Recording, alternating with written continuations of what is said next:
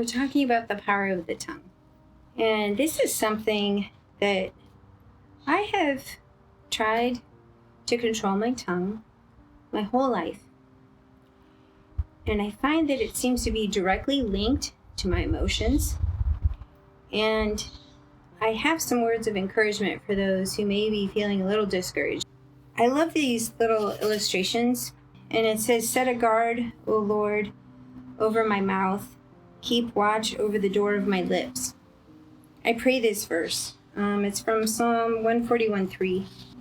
And then another verse is on this illustration. "If anyone considers himself religious and yet does not keep a tight rein on his tongue, he deceives himself and his religion is worthless." You know, the power of the tongue, it can bring healing, it can be wisdom, it can be hurtful. Hurting people hurt people. And the tongue seems to be that tool that expresses our emotions to people. And so I've been encouraged over the years because God sees us and he has provided a lot of wise words for us in his word. And I hope you're encouraged by that too.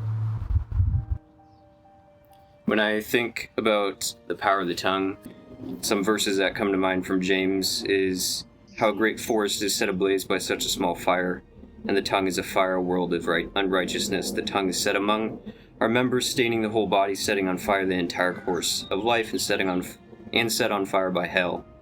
And it talks about how we can tame every beast, but who can tame the tongue?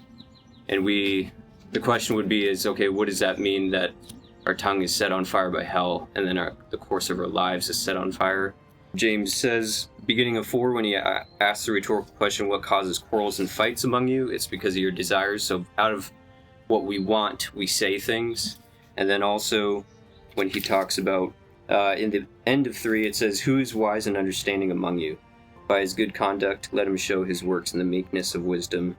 But if you have bitter jealousy," this is the key part, "but if you have bitter jealousy and selfish ambition in your hearts, do not boast and be false to the truth." And so this idea that our purpose in life when we speak is to speak the truth. And sometimes the truth will, like this says, we may have to confess our bitter jealousy and selfish ambition. We should not be false to what is evil inside of us and try and be self-righteous and only speak good things as if we don't have bad things in us.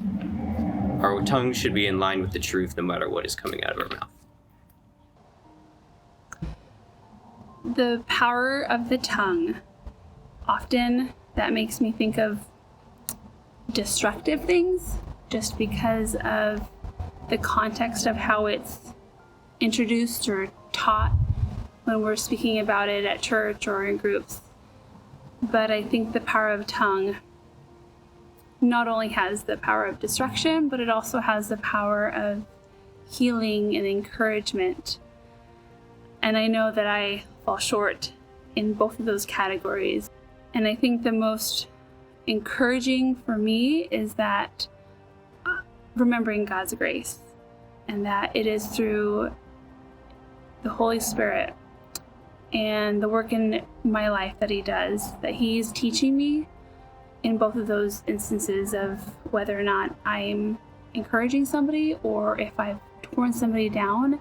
And over all of that, the Lord is able to redeem and in his way and in his power bring glory to himself.